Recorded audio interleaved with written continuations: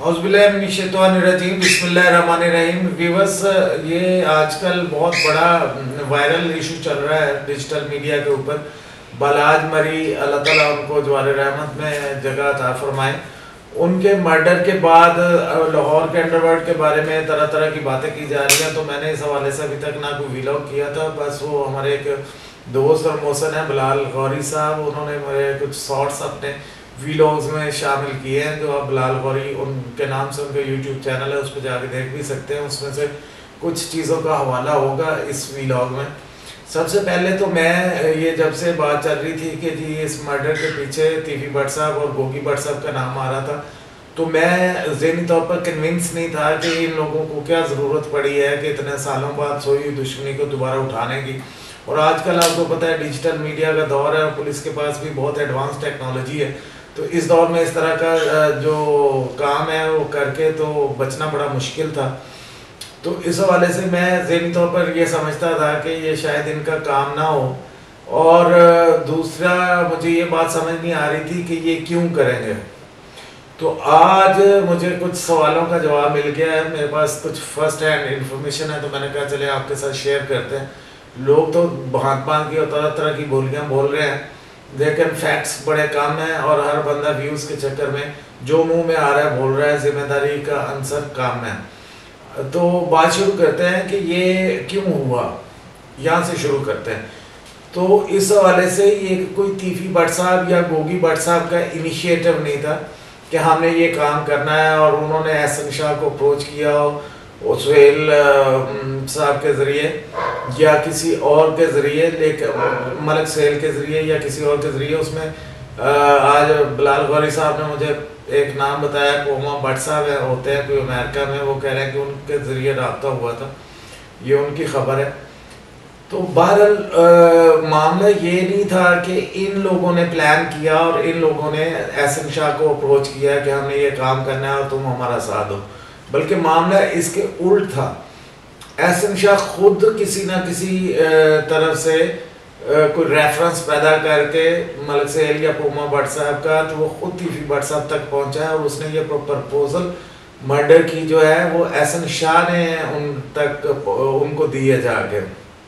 बाकी सारी कहानी का आपको पता है कि वो किस तरह गाड़ियाँ बदल बदल के जाता था, मैं वो बात रिपीट नहीं करूँगा, या उसने किस तरह कॉन्टैक्ट बनाया।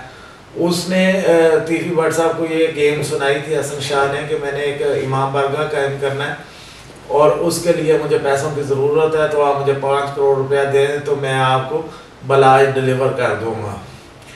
और रह गई बात कि उन्होंने किया क्यों, तो उसमें भी एहसन शाह का ही सारा अमल दखल है कि ये काम इसने उनसे करवाया है। वो इस तरह कि एहसन शाह जो है वो बालाज को कहा जाता है कि आइस वगैरह का नशा करवाने लग गया था, और उसके बाद जब वो नशे में होते थे बालाज साहब, तो वो उनको रिकॉर्ड करता था और जानबूझकर तीफी भट्ट साहब का मौजू छेड़ देता था, जिस पे जाहिर है कि तीफी भट्ट साहब के ऊपर इल्ज़ाम है कि उन्होंने उनके वालिद को मरवाया।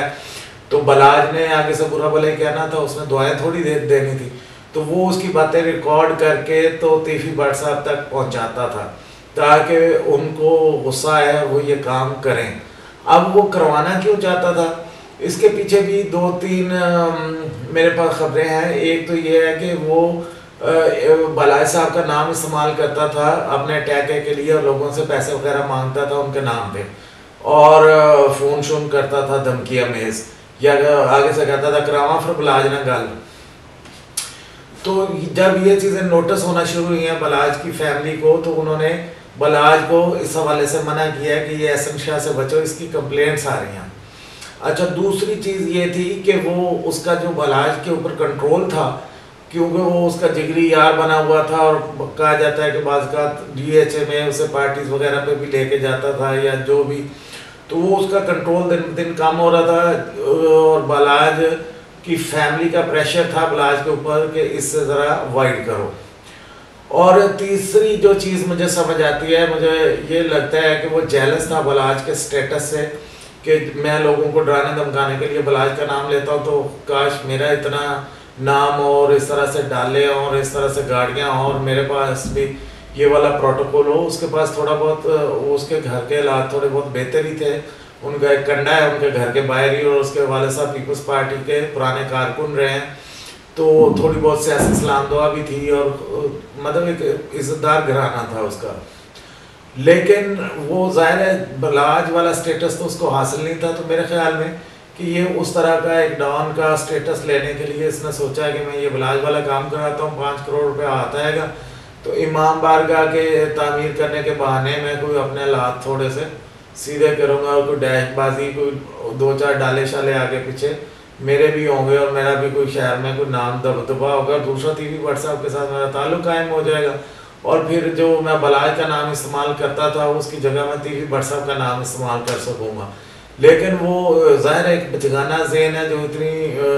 पेचीदा प्लानिंग नहीं कर सकता, तो इसलिए उसका एक्सपोज हो जाना लाजमी था। अच्छा, वो जिन दोस्त की मैं आपसे बात कर रहा था, बिलाल गौरी साहब, उन्होंने आज एक और ख़बर दी है। उन्होंने बात की है मुसब साहब से जो बलाज के छोटे भाई हैं, और उन्होंने एक हैरत अंगेज़ इंकशाफ ये किया है कि वो कहते हैं कि जब पुलिस वालों ने हमसे कहा कि आप बलाज के दोस्तों की तस्वीरें हमें भेजें, तो हमने उनके सारे दोस्तों की तस्वीरें भेज दी, और उन्होंने उनमें से किसी को शनाख्त नहीं किया, क्योंकि एक बंदा पुलिस के पास ऐसा था जिसने उनको बताया था कि ये बलाज का कोई दोस्त इसमें मुलव्वस है, और अगर मैं तस्वीरें देखूं तो मैं उस दोस्त को पहचान लूँगा। तो उन्होंने मुसब ने जब उन 2 दफ़ा बलाज के जितने भी दोस्त हैं उनकी तस्वीरें भेजी, तो पुलिस वालों ने कहा वो इनमें से नहीं है, कोई और है। तो फिर मुसब के बकौल उसने कहा कि जी मैंने उनको कहा कि जी अब तो दोस्त उसके यही थे, एक एहसन शाह रह गया, और वो दोस्त तो है ही, तो वो तो लाइक अ फैमिली मेम्बर है सॉरी, तो फैमिली मेम्बर है, बिल्कुल भाइयों की तरह है, तो उसके ऊपर तो शक किया ही नहीं जा सकता। तो उन्होंने पुलिस वालों ने कहा कि चलो जो भी आप उसकी तस्वीर भेजें, हम उसको भी देख लेते हैं। तो जिस पे इस हद तक उनको यकीन था, और फिर मुझे और भी पता चला कि एहसन शाह का इनके साथ ताल्लुक कोई अकेला अपना ही ताल्लुक नहीं था बारोबार, बल्कि उसका इनके साथ फैमिली ताल्लुक था। उनकी फैमिली जो एहसन शाह की फैमिली है वो गमी खुशी में इनके घर आती थी बलाज के, और ज़ाहिर है अगर वो आते थे तो ये भी जाते होंगे, तो मतलब घर तक एक बड़ा इज्जत और बड़ा प्यार मोहब्बत का रिश्ता था दोनों के बीच में, जिस रिश्ते को उसने रुस्वा करने और बेचने का फैसला किया एहसन शाह ने। अच्छा, एहसन शाह के वाले से 1-2 बातें और भी हैं कि वो जब आया है बाहर से तो उसने थोड़ी बहुत कंप्लेन भी की है वापस आके, जब वो ताज़ियत के लिए गया है उनके अड्डे पे, कि वो वाला प्रोटोकॉल नहीं मिला उसको, और उसकी भी बॉडी सर्च हुई, तो उसने कहा कि लो जी हम बलाज मार गए तो साड़ियाँ में तलाशियाँ होंगी ये वो। तो मतलब there were some doubts, Balaj की फैमिली में कुछ डाउट्स थे उसके बारे में, लेकिन उनको ये पता नहीं था कि मेन प्लानर और मेन एग्जीक्यूटर जो होगा वो ये बंदा होगा। अच्छा, अब मैं जो शुरू में मैंने बात की कि मैं समझता था कि शायद इससे सारे मामले में गोगी और तीफी भट्ट साहब का कोई ताल्लुक ना हो, तो वो मैं क्यों कह रहा था, उसकी एक वजह यह है कि पिछले 3-4 साल से, और ये बात मैंने बिलाल गौरी साहब के व्लॉग में भी कही है, कि गोगी भट्ट साहब जो है वो बिल्कुल इस तरह के तमाम मामला से अपने आप को अलग कर चुके हैं, और वो बड़ी शराफत की ज़िंदगी गुजार रहे हैं। और ये भी मैंने ही खबर दी थी कि वो माशाल्लाह कुरान तर्जमे के साथ पढ़ रहे हैं और तहज्जुद गुजार हैं, और ये आज की बात नहीं है, पिछले 3-4 साल में उनके अंदर ये तब्दीली आई है कि अल्लाह ताला ने उन्हें दीन की तरफ राग़ब कर दिया है, और अब वो उनका ध्यान दुनिया पे इतना नहीं है जितना अपनी आखिरत संवारने पे है। तो जब मेरे पास ये वाली इन्फॉर्मेशन थी तो उसमें ये बात समझ नहीं आती थी कि एक बंदा जो सारा कुछ छोड़ के तो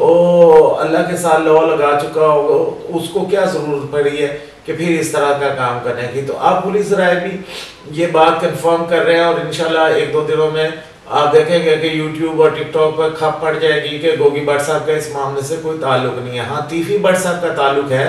और सारी जो कड़ियाँ हैं वो तीफी भट्ट साहब के साथ मिल रही हैं, एहसन शाह और तीफी भट्ट की तरफ, तीफी भट्ट साहब की तरफ। लेकिन गोगी भट्ट साहब की तरफ ये आप देखेंगे कि ये मामला आगे बढ़ेगा तो हो सकता है किसी मौका पर गोगी भट्ट साहब गिरफ्तारी भी दे दें, वो सामने भी आ जाए, क्योंकि वो उनका इस मामले से कोई ताल्लुक नहीं साबित होगा, और जब उनको पुलिस क्लियर करने की पोजीशन में होगी या उनकी इन्वेस्टिगेशन ये बता देगी कि गोगी भट्ट साहब का कोई रोल नहीं है, तो वो हो सकता है मंजर आम पर भी आ जाए और गिरफ्तारी भी दे दें इस केस में। क्योंकि एक पिछले 20 साल का जो गोगी भट्ट साहब का, और 20 साल से भी पुराना 30 साल का गोगी भट्ट साहब और तीफी भट्ट साहब का नाम हर जगह एक साथ इसलिए आता था कि ये दोनों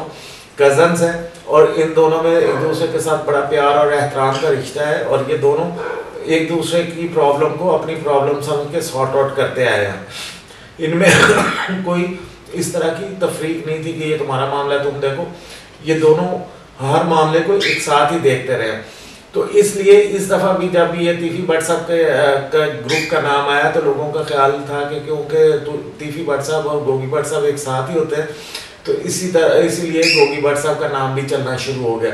लेकिन मेरी अपनी रिसर्च और इन्फॉर्मेशन के मुताबिक अभी तक गोगी भट्ट साहब का इस मामले से कोई डायरेक्ट ताल्लुक साबित नहीं हुआ। हाँ, तीफी भट्ट साहब का ताल्लुक है, और दूसरा ये एक खबर आपको देनी थी कि जो लोग समझते हैं कि एक ही वहाँ पे शूटर था जिसने बलाज साहब पे हमला किया और उनकी जान ली, तो ये भी नहीं है। वहाँ मल्टीपल लेयर्स थी इनकी शूटर्स की। अगर वो नाकाम होता तो कोई दूसरा अटैम्प्ट करता, अगर वो नाकाम होता तो कोई तीसरा अटैम्प्ट करता। और ये भी एक बात सामने आई है कि जो शूटर को जिसने गोली मारी है वो भी इन्हीं के गैंग के लड़के थे, और इनमें से 2 लड़के पुलिस के पास आ चुके हैं। उन्होंने उनको गिरफ्तार कर लिया जो उस दिन मौका पर मौजूद थे, और बाकियों की गिरफ्तारी भी आप देखेंगे कि अनकरीब हो जाएगी। और एक और अहम डेवलपमेंट जो इस सारे मामले में हुई है वो हुआ ये है कि जो ऑर्गेनाइज क्राइम के DIG थे SSP मलिक लियाकत साहब, उनकी तब्दीली होगी और उनकी जगह इमरान किश्वर साहब तशरीफ ले आए। जो मलिक लियाकत साहब थे उनकी शोहरत जो थी CIA में जब से वो आए हैं तो वो ये थी कि उन्होंने अपने अफसरान को फ्री हैंड दिया हुआ है, और जो लाहौर में कहीं भी अंडरवर्ल्ड और ये इस तरह के जो ग्रुप्स बनते हैं ख़ास तौर पर जो भत्ता मांगते हैं और जो शूटर रखते हैं और टारगेट किलिंग करने की कोशिश करते हैं, इस तरह के गैंग बनाने की कोशिश करते हैं, तो लाहौर CIA में मोहम्मद अली भट्ट साहब हैं जो DSP हैं टाउन, ये अल्लामा इकबाल टाउन में CIA के वो, और फिर ये जो शकील भट्ट साहब जो उधर मौका से गिरफ्तार हुए हैं सब इंस्पेक्टर हैं, इसी तरह माजिद अमीन साहब हैं, इसी तरह राशिद अमीन भट्ट हैं। तो ये जो ये आफ्ताब खुलरवान साहब हैं, तो ये जो टीम थी मलिक लियाकत साहब की, ये किसी जगह अंडरवर्ल्ड को डेवलप ही होने का मौका नहीं देती थी। जो ही कोई अंडरवर्ल्ड बनने की कोशिश करता था, भत्ता मांगता था या शूटर रखता था या लोगों को शूटर देता था या स्पार्किंग लेता था, तो जो ही इनके रेडार पे आता था तो उस ग्रुप को परवान चढ़ने से पहले ये लोग कुचल देते थे। और कुचलने का तरीका आपको पता है पुलिस के पास क्या होता है, इनकाउंटर्स। तो मलिक लियाकत साहब इस तरह के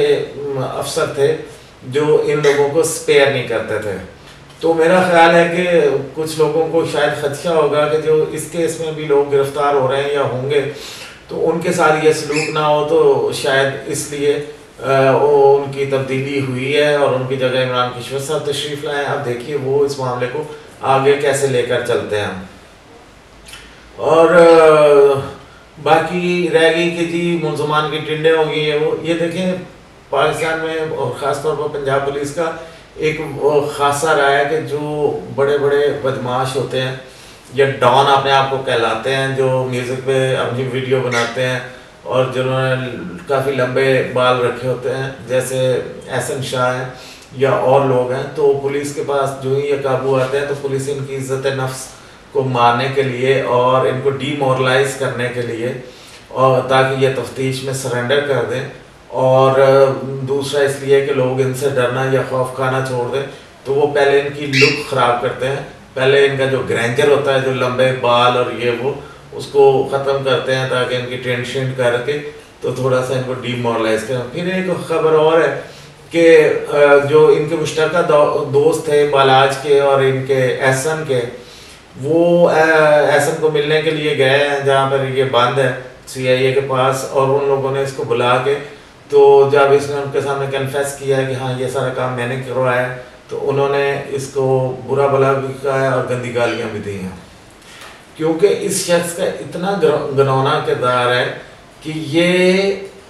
बाकायदा इसके बारे में पता चला है कि ये बलाज को आइस वगैरह करवा के तो